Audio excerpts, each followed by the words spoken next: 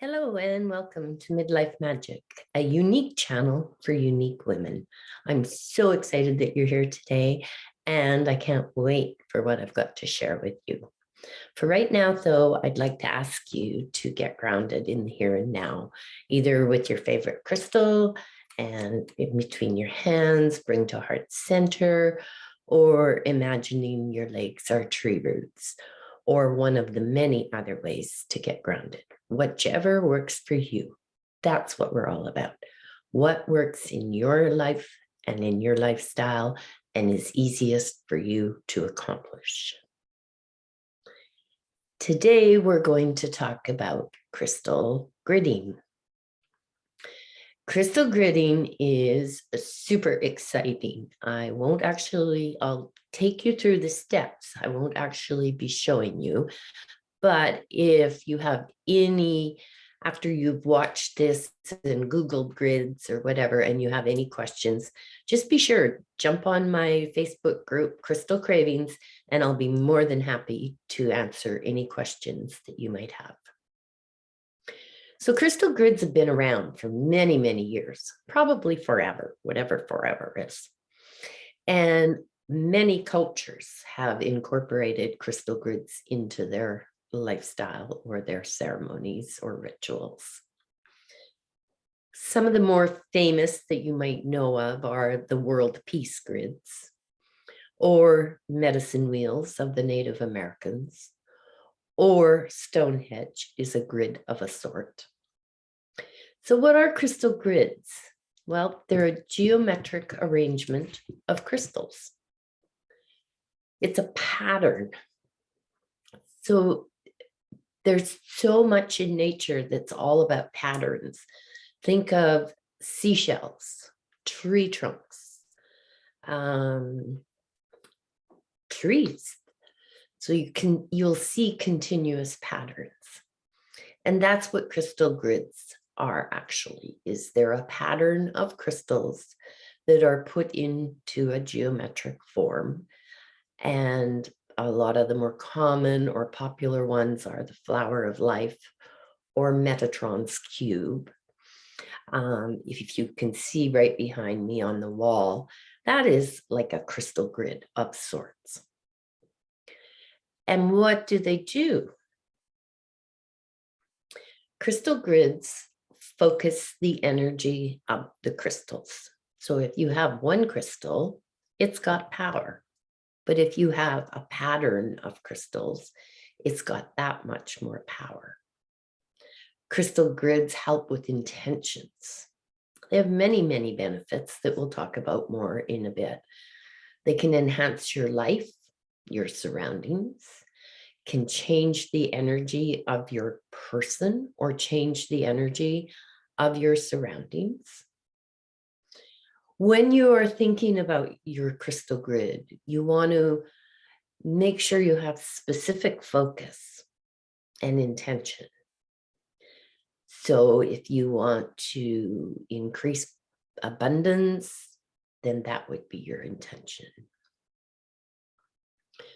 Your crystal grid can be as simple or as complex as you'd like. The sky's the limit. You can do and make whatever you prefer. You can use as few or as many crystals as you like.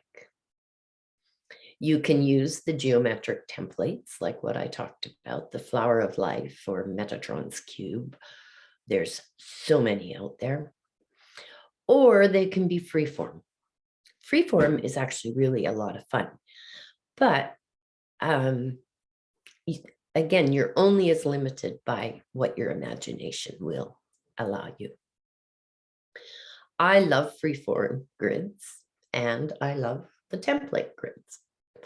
So at any given time, I always have at least one grid working, sometimes two and sometimes three, depending. Crystal gridding enhances and magnifies the energy of the crystals, making it just that much more powerful. Your crystal team becomes stronger, more powerful. It gives your crystals a bigger voice. Crystals do communicate. They don't talk like you or I, but they do communicate. Crystals vibrate. They have a vibration. And that vibrational energy, when they are brought together with intention, can be super magical. Your crystal grid can be personal and private, or it can be for the good of all. Again, no rules, only tools. Benefits of gridding or having or designing, making, building a crystal grid can bring about positivity. And wouldn't we all love a lot more of that in our life? For healing, you can do grids for healing. Grids for studying. If you're in the middle of a program and you need to study, make yourself a little study grid. Sodalite is a perfect crystal for studying. Crystal grids can help clear negative energies, can magnify personal power, help you get clearer, more focused, release blocks and obstacles. It can be empowering. It can enhance meditation, alleviate stress and anxiety, create abundance, call in abundance, prosperity, bring you freedom, help you be more creative,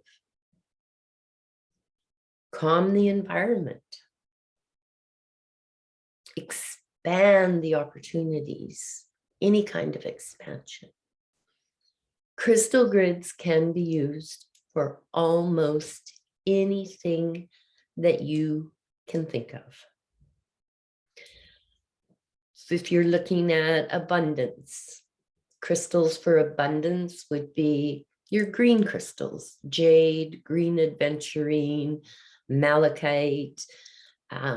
Pyrite is extremely powerful in an abundance grid. For positivity, rose quartz, clear quartz, amethyst. Clearing negative energies, any of your black crystals, dark brown, deep reds, so hematite, black tourmaline, red jasper, smoky quartz, tiger's eye. For moving forward, new starts. This is amazing for women in the midlife when you're starting out doing something new, whether that's as a result of divorce or empty nest, or maybe just retiring. New starts. Crystals that are great for new starts are the clear quartz, rose quartz, carnelian, citrine, any of the kind of easier but new start. They're positive. They bring in positivity. Carnelian is amazing for creativity and new ideas and new beginnings. Alleviating stress and anxiety. Amethyst. Lapis lazuli, rose quartz. And we talked about abundance, creativity, calming the environment. Any of the kind of lighter blue, pink, so blue lace agate, aquamarine, rose quartz, rhodonite, any of those are amazing. So how do you go about this crystal gridding? Generally, a crystal grid has a center stone, and then it has what are called ring stones. And to make the geometric pattern, quite often the ring stones are 6 of the same stones. So for planning and gathering, those are really just the basics. Your center stone can be any one. It's generally a little bit bigger but it doesn't have to be. So let's begin. Always listen to your intuition. There is no right way or wrong way to design your grid. It's totally your grid. Choose a spot to set up your grid. This is best where it won't be disturbed. But if you have no choice, then an alternative would be to use a tray and do your grid on the tray so that you can move your tray without disturbing your grid as you need to. It needs to be easily accessible by you because you want to stop and visit your grid. You want to check in with it. You want to make sure it's doing its work, and you want to give it your energy and get energy back. You want to give and receive energy. You want to set your intention. You can say it in your mind. You can say it out loud. You can write it on a piece of paper. You can record it, whatever works for you. Cut a picture out of a magazine, just whatever works. So once you have your intention and you've figured out your spot and where you're going to design it, then you need to choose your crystals. And you're not limited to just crystals. You can use crystals or flower petals, stones, shells, sticks, leaves, whatever calls to you. If you are using crystals, sort of the more common ones used are kind of like a smaller tumble or raw, but not very big. So here I have a chrysocolla and a lapis lazuli. And if I were doing a grid with these, I would have 6 of each in order to complete the grid. Once you've got all your little objects or pieces of nature or crystals, then you want to make sure that the intention and that the objects are all cleared, all energies cleared. You can do that in multiple ways as well. I've talked about clearing and cleansing crystals. You can do that with any of your objects. So you could use moonlight, you can use sunlight, you can use smudging, you can use sound like singing bowls or drums or bells. Again, depending on the crystal and depending on what you've chosen, you could use water, but just be careful that whatever you're putting in the water can withstand the water, won't dissolve or disappear. Once you've done that, so that part of it is usually, I do mine overnight, only because that's what works for me. But whatever works for you. If it's 4 hours in the sunlight, then so be it. If it's overnight, then so be it.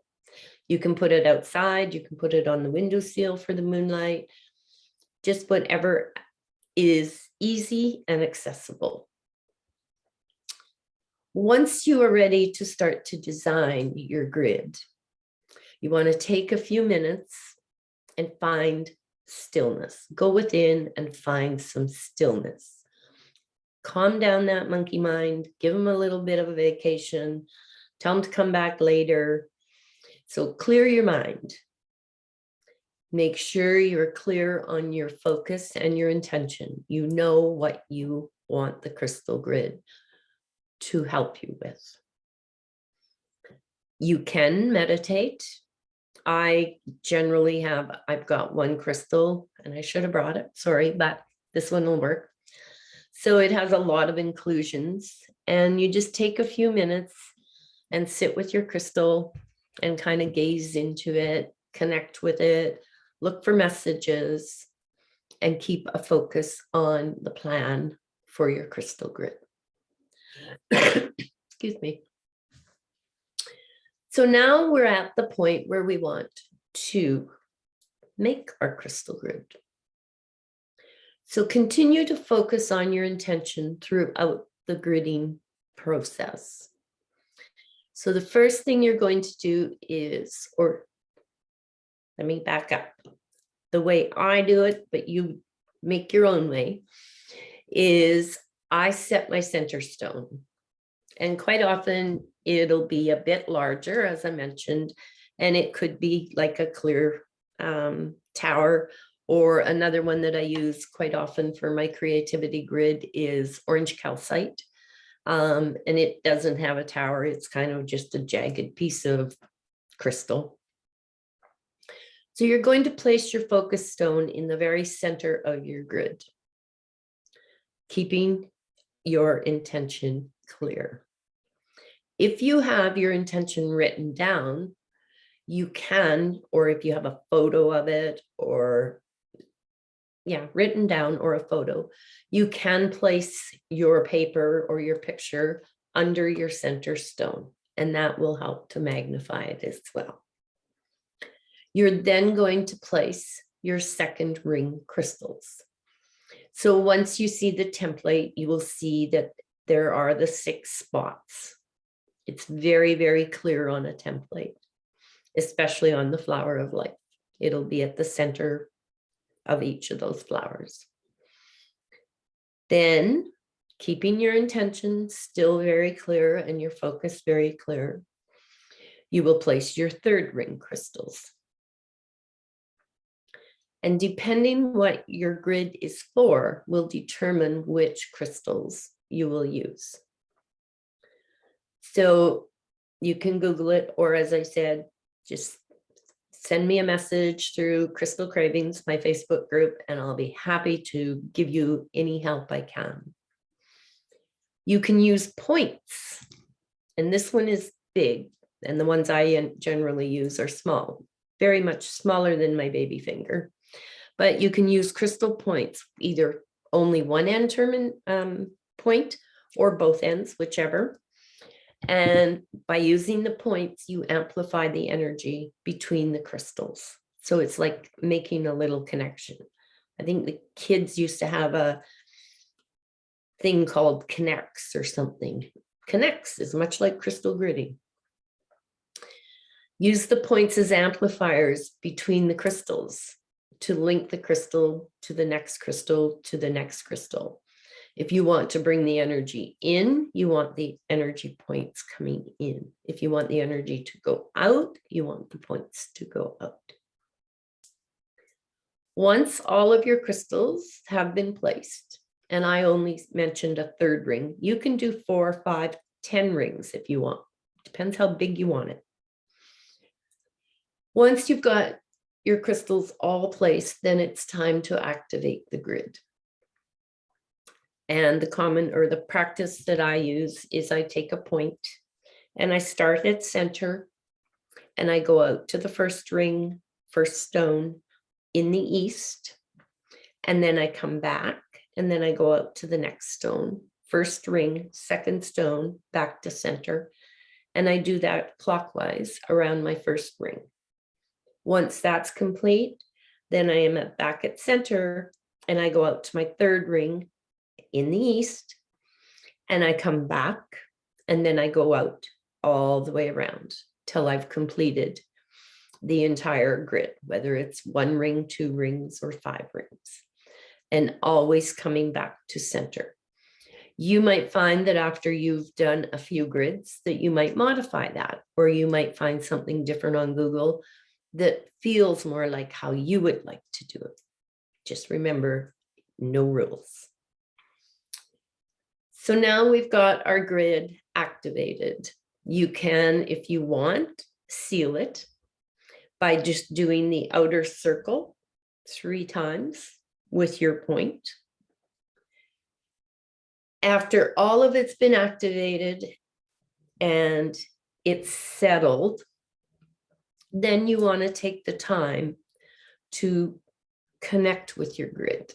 So when you first set it up, that connection time might be 2 minutes, but it might be a half an hour. You'll know intuitively what works for you. I like to give it at least 5 minutes, but usually closer to 10. And I just sit with the crystal or with the grid and my intention. And I really, really focus on what I want that crystal grid to help me with. So the caring and cleaning of your crystal grid. Cleansing your grid is important. I personally don't dismantle the grid until the work is all done. So I use mediums that are easy for me to bring to the grid, because generally my grids are put in one spot and they stay there until their work is done. And that could be a month, it could be a week, or it could be a year. Again, you'll intuitively know when it's time to change up the grid or dismantle it and start with a new one.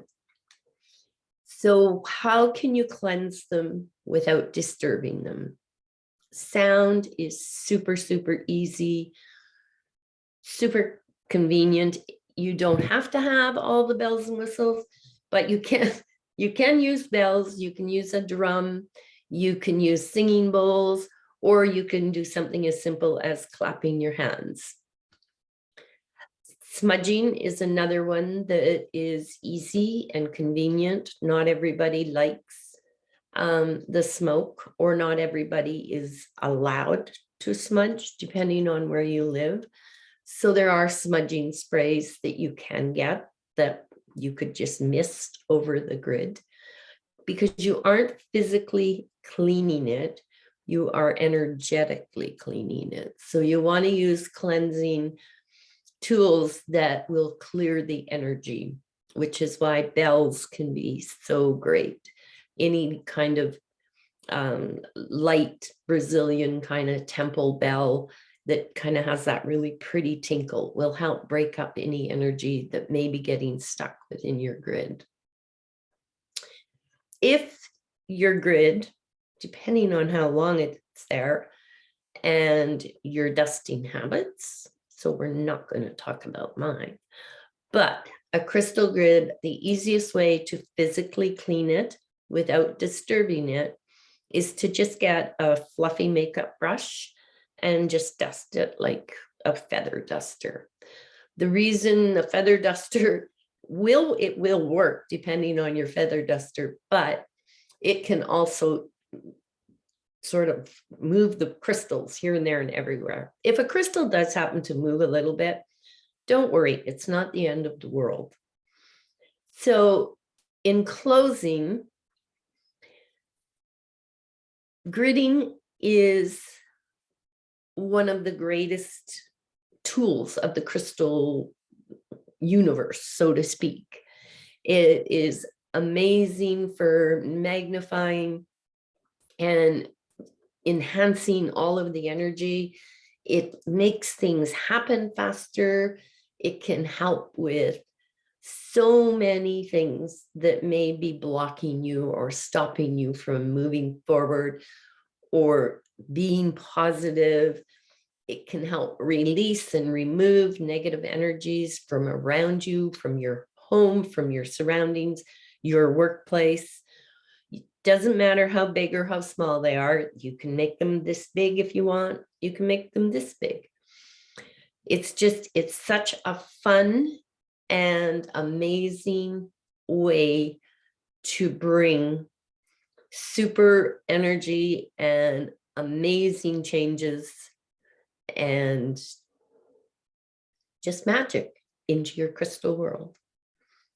I hope you enjoyed this. And as I said, if you have any questions, would like any templates or any kind of crystal gridding questions, just jump into my Facebook group, Crystal Cravings, type me a message, and I'll be sure to get back to you. Take care, Crystal Love, and I'll see you next week.